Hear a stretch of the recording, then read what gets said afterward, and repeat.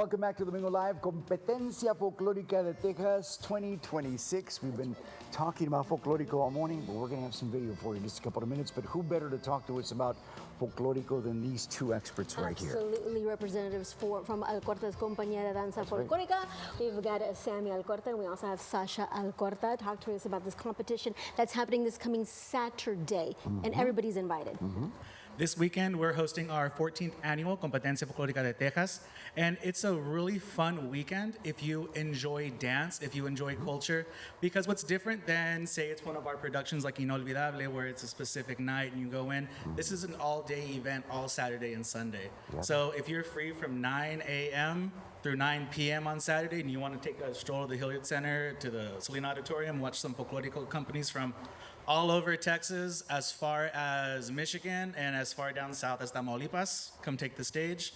Then, you know, a bunch of age levels, a bunch of age divisions, and a lot of quality dancers that are going to be on the stage. And that is so cool, right? To see all of this participation. I mean, Corpus Christi is like the hub. It's going to be the place where anybody who likes Folklorico, this is the place to be this coming weekend. And what's really interesting about that is this is our 14th annual event, but the idea of a Folklorico competition in Corpus Christi goes as far back as Bug Days. Wow. So Bug Days actually started the Folklorico competition movement here, and it just kept carrying on, and now the Alcortas, here we are, continuing with the going. tradition. I love that. You know, we continue to celebrate our culture. We continue to celebrate tradition. And it is amazing. And it's heartwarming to see these young kids on stage embracing that culture, loving what they do, loving the dance, loving the vestuario, loving the music. That means a lot. It does. You know? It does. Sasha, tell us about the preparation for this event. Well, as a director, I mean, backstage working with these kids, you see the blood, sweat, and tears, their passion for every performance. So bringing in these different school districts, these different private companies, I know that they've been working until everything is perfect. I know my students, they can tell, they'll look at me, the music stops, can we do it again? I think that there's something else I can fix. So I know sometimes we'll travel and we'll work with other groups as well, and we see that dedication, we see that passion. So coming this weekend, you're gonna see that from groups all over. They just wanna showcase their best work, because what other way is there to preserve our culture than to showcase it to everybody and get it out there? Absolutely. What does that representation mean to our community? I think keeping our Mexican roots alive in South Texas is very important. And with a lot of our newer generations of kids, we have a sense of a lack of cultural identity, even though hey, we're like 2 hours away from the border, right?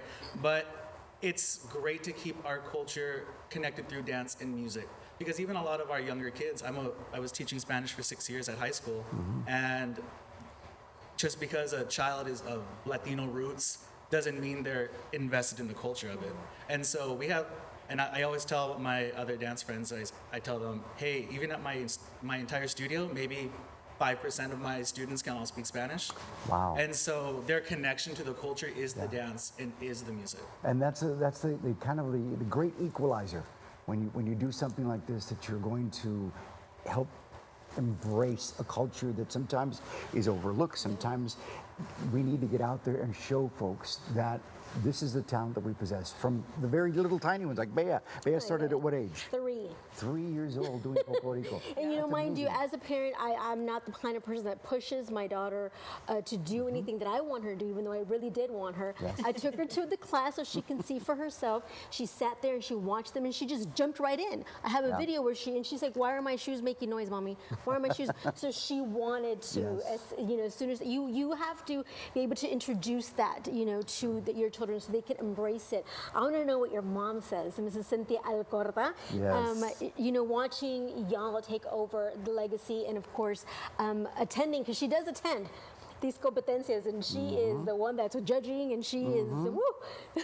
So what does she say about it? Yeah, she'll come in and she'll have her opinions. I said we always say we run it like a school. You have your principal, you have your assistant principal, we have our superintendent. That's right. She walks in, everybody sit up straight, make sure you're presenting your best, make sure your smile's on. If anybody's gonna tell you, Ms. Alcorta will tell you. There you go. She'll tell you. And she's watching this morning. Good morning, Ms. Good morning. Alcorta. Shout out. Hi, Mom. Yes, absolutely. So tell us again, where do we get the tickets? How do we participate? Tickets are on sale at the Salina box office the weekend of the event. It's $10 per day, or if you get a weekend pass, you can go to both days, it's $15.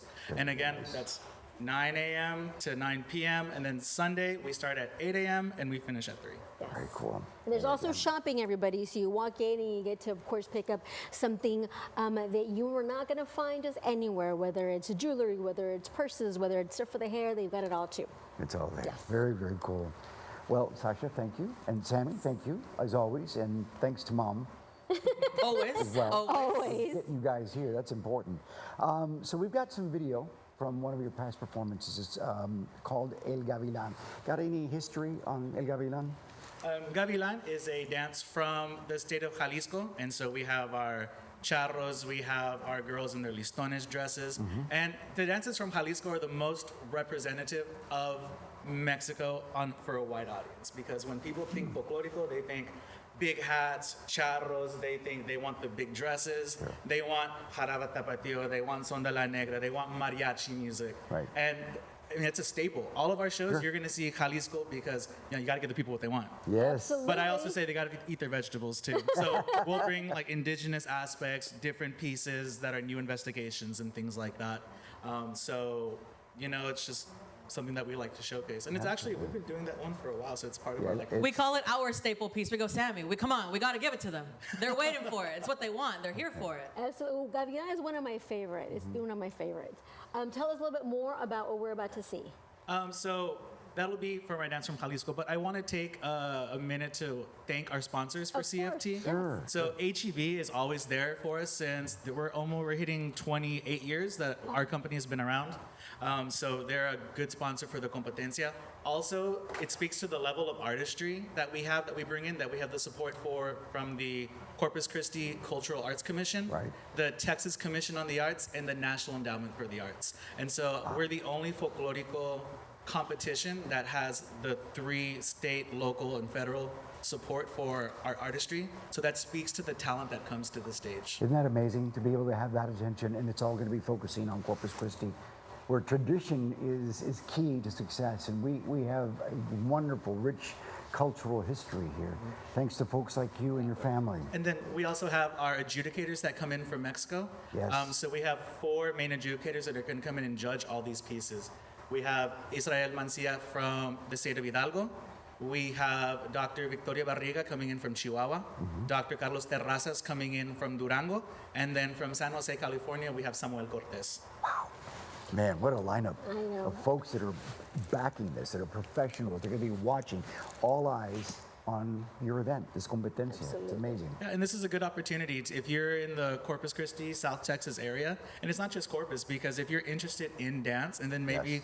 you want to join Al Cortes Folklorico, when we take our registration in the fall, and we need a gateway, we want to take the kids to go see, or maybe you're a dancer that has danced and you're on pause, you're on a little hiatus, and you're like, I want to get back into it. Let me go see, because we get a lot of requests from maybe people like in their 20s, and that are like, hey, I used to dance in high school all the time. I moved to A&M Corpus, and I really want to get into it. Okay, well, come on out, come soak your feet in it. There you go. Make it happen. Very Absolutely. cool. Now, where can they go for more information? For more information on the Competencia, we have a website, alcortesdance.org, or, Google's the best thing. Absolutely. CFT Folklorico, it'll take you everything you need That's to do. simple. Right Perfect. there. And we're getting a video ready. We'll show it to you later on during the show. Okay, very good. We'll be right back with more Domingo Live after this.